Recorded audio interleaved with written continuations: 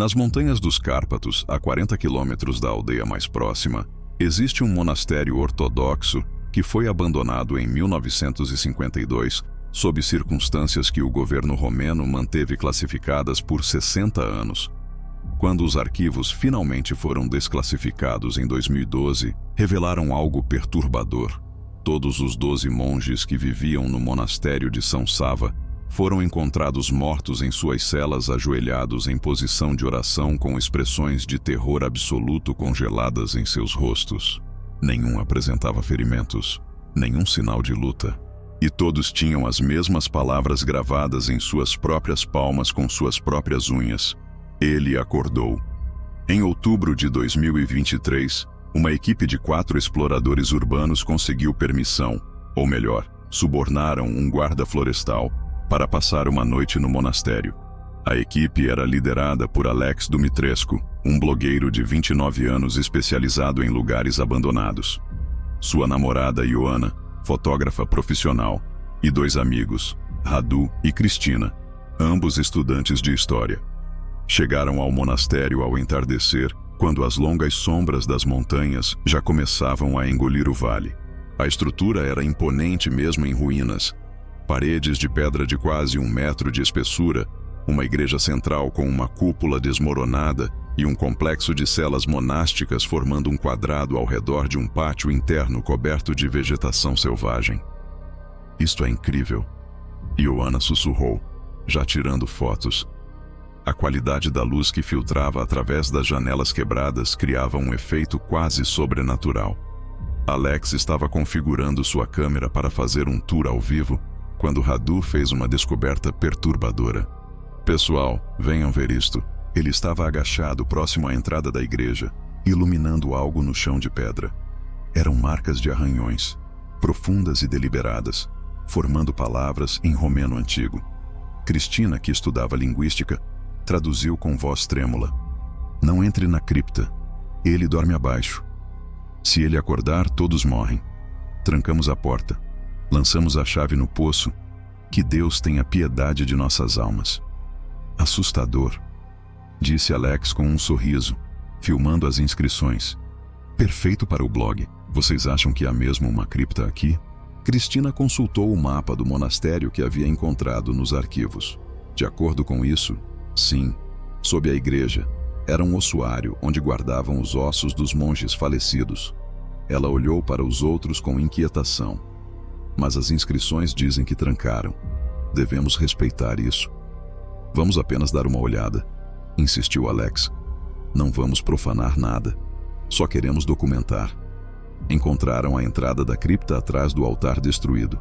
Uma pesada porta de madeira reforçada com ferro, coberta de símbolos ortodoxos e crucifixos entalhados.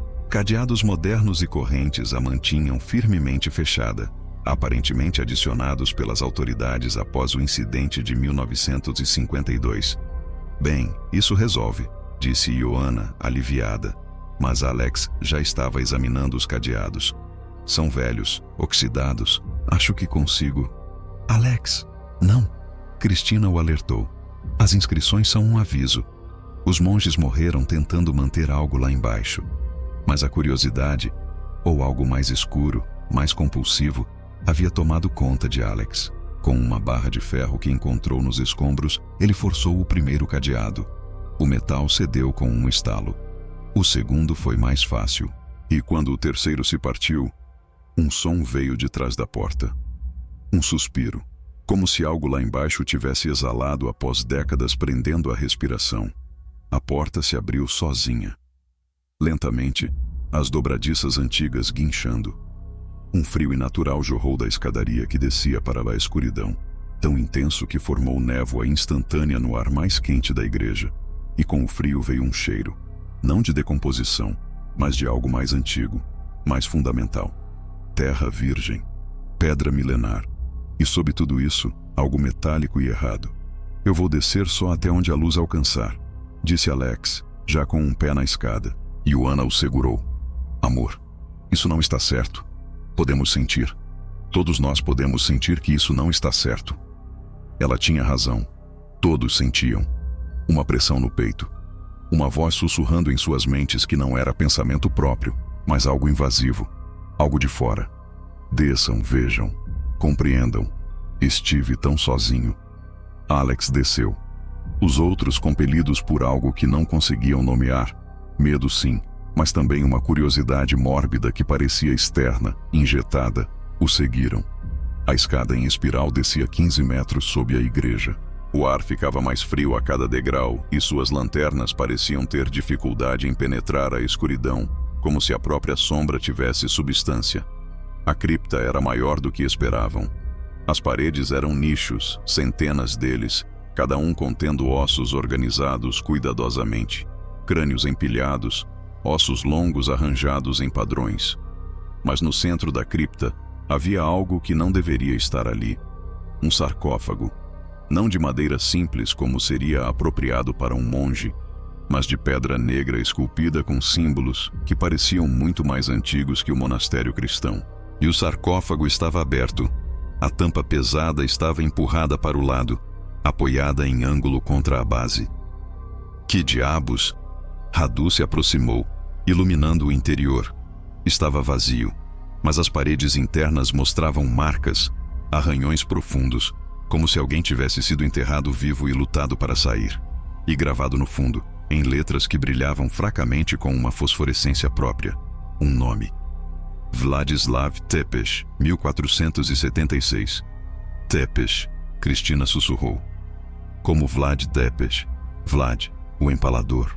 Não pode ser, Ioana disse, sua voz ecoando estranhamente na cripta. Vlad foi enterrado no monastério de Snagov. Todo mundo sabe disso. Oficialmente, disse Cristina, mas sempre houve rumores. Rumores de que seu corpo foi movido, de que algo estava errado com ele, de que ele não ficava morto. Um riso ecoou pela cripta, não vindo de nenhum deles. Um riso baixo, rouco, vindo de todos os lugares ao mesmo tempo. As lanternas vacilaram, não ficaram mais fracas. A luz estava realmente lutando contra algo, sendo pressionada de volta pelas sombras. Finalmente, a voz ecoou, fria como a tumba, carregada de sotaque antigo. Finalmente quebraram os selos. Os monges tolos pensaram que orações e ferro poderiam me prender. Mas tempo é meu aliado. Eu sabia que eventualmente alguém viria. Alguém sempre vem. Das sombras entre os nichos, algo se moveu. Não uma forma humana, mas algo que estava se lembrando de como ser humano. Ele se formou a partir das próprias trevas, ganhando substância gradualmente. Primeiro uma silhueta, depois contornos, depois detalhes terríveis. Um homem alto, absurdamente alto, vestido em armadura medieval apodrecida. Mas sua carne era como couro esticado sobre osso, cinza e mumificada, com veias negras pulsando sob a superfície. E seus olhos ardiam com uma luz amarela doentia, que não era reflexo, mas emanava de dentro. Vladislav, Cristina sussurrou congelada. A coisa sorriu, revelando dentes que eram longos demais, afiados demais. Meu irmão mais novo tinha toda a fama. Vlad, o empalador. Vlad, o Draculeia, filho do dragão. O sorriso se alargou. Impossível. Mas eu fui o primeiro. Eu bebi do cálice negro. Eu fiz o pacto nas montanhas. Eu me tornei o que nenhum homem deveria se tornar. Vlad apenas me copiou, mas com menos sucesso. Ele começou a caminhar em direção a eles, seus passos não fazendo som na pedra. E quando finalmente morri em batalha, os monges me trouxeram aqui, pensando que orações e terra sagrada poderiam me purificar. Mas não entendem. Uma vez que você atravessa, uma vez que você bebe da fonte eterna, não há purificação. Há apenas fome. Alex tentou correr. Suas pernas não responderam. Nenhum deles conseguia se mover. Era como se suas próprias vontades tivessem sido aprisionadas, presas pelo olhar daqueles olhos amarelos ardentes. Vladislav estava agora a 1 metro de Alex, inclinando-se para farejar. Jovem, forte, cheio de vida quente e vermelha. Perfeito. Ele estendeu uma mão. Unhas como garras, pele como pergaminho, e tocou o rosto de Alex. Onde os dedos fizeram contato, a pele de Alex começou a avermelhar, depois empalidecer, depois a afundar, como se a própria vida estivesse sendo drenada. Alex gritou, finalmente capaz de se mover, empurrando a criatura.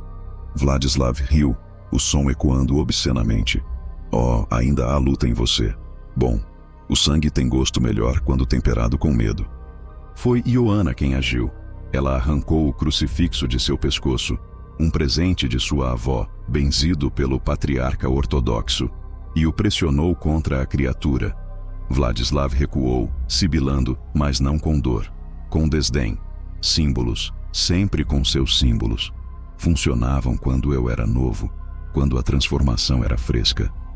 Mas 600 anos de escuridão, 600 anos fermentando em ódio e fome, seus símbolos são agora apenas enfeites. Ele pegou o crucifixo da mão de Ioana, e ele não queimou sua carne. Ele simplesmente o esmagou, reduzindo a prata a pó. Os velhos modos morreram. Eu evoluí, e agora, seus olhos se fixaram em cada um deles. Agora vocês vão me ajudar a sair deste túmulo. Vocês vão ser meus mensageiros, meus servos. Vão trazer outros, porque um não é suficiente. Preciso de muitos. Preciso de um festim para recuperar minhas forças. Radu, sempre o pragmático, tinha se movido silenciosamente durante o monólogo da criatura. Ele alcançou a escada e começou a subir, fazendo sinais frenéticos para os outros. Vladislav virou a cabeça. Apenas a cabeça. O corpo permaneceu imóvel, em um ângulo impossível de 180 graus.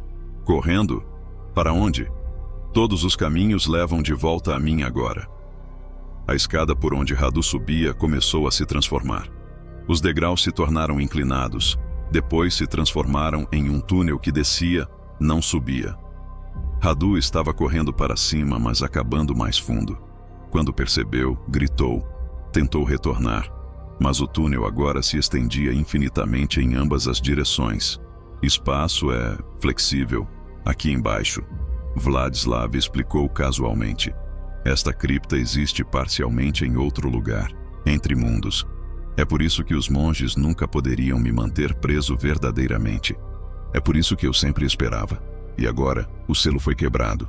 As portas estão abertas. E eu posso começar a fazer este lugar sangrar para o seu mundo novamente. As paredes começaram a pulsar, literalmente pulsar, como tecido vivo, e dos nichos nos ossos, vozes começaram a gemer. Os mortos do monastério presos ali, forçados a testemunhar eternamente a presença do mal entre eles. Cristina, estudiosa de história e lendas, lembrou-se de algo.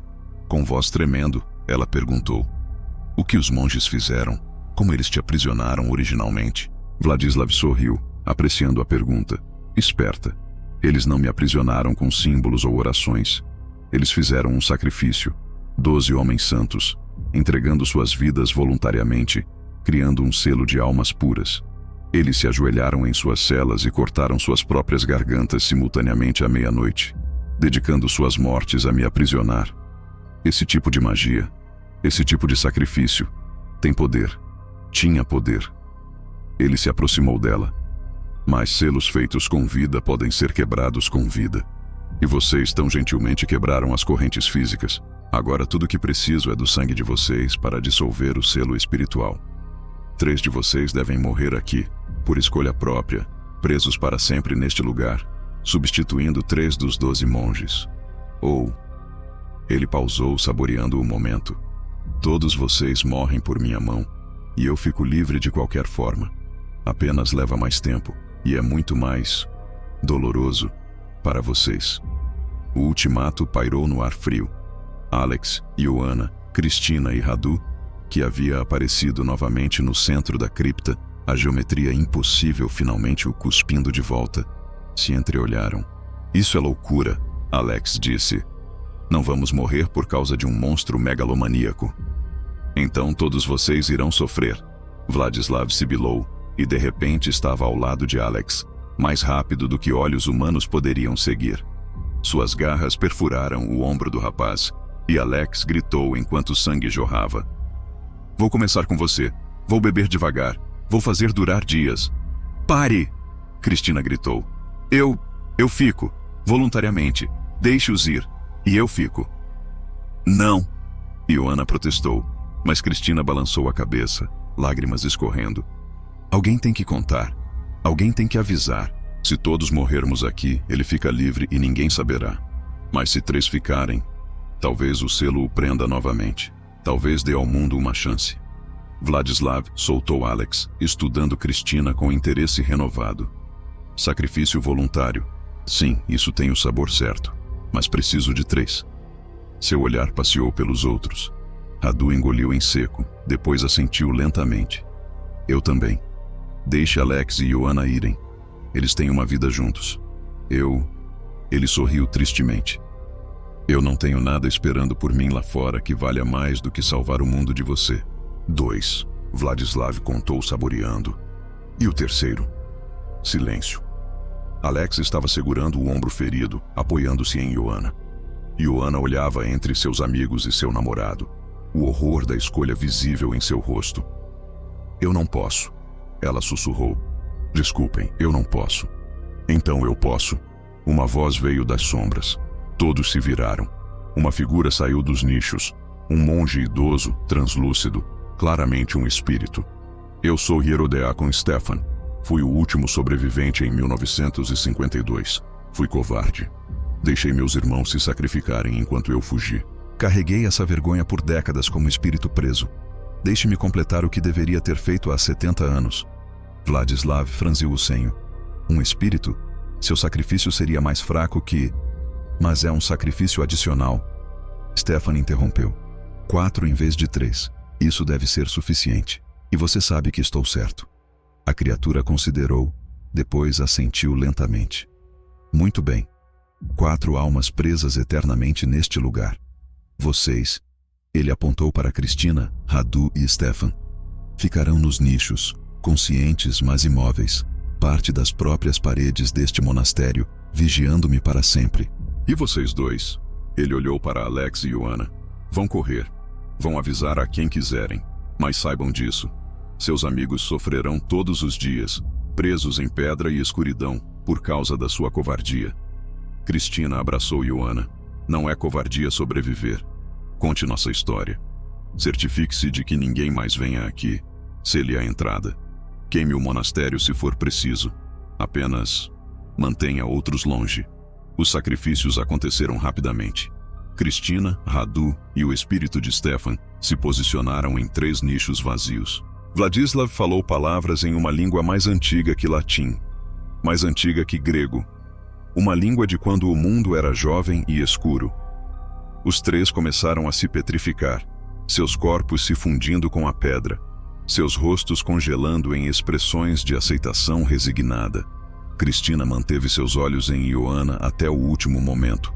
Então a pedra a tomou completamente. Vladislav recuou para seu sarcófago. O selo está renovado.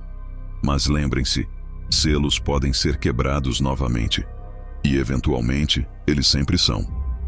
Ele deitou em seu sarcófago e a tampa pesada deslizou sozinha de volta ao lugar. Mas antes de fechar completamente, ele sussurrou. Voltem em 100 anos e vejam se seus amigos ainda mantêm sua sanidade após um século de escuridão consciente. Voltem e decidam se sua vigília vale a pena. Alex e Ioana correram. Subiram a escada, que agora era novamente apenas uma escada, atravessaram a igreja, saíram para a noite das montanhas. Quando chegaram ao fundo do vale e olharam para trás, o monastério estava em chamas, mas não chamas normais. Chamas verdes fantasmagóricas que não produziam calor, queimando sem consumir, como se o próprio lugar estivesse marcando sua maldição visível. Eles relataram às autoridades, que selaram o local novamente. Desta vez com toneladas de concreto cobrindo todas as entradas.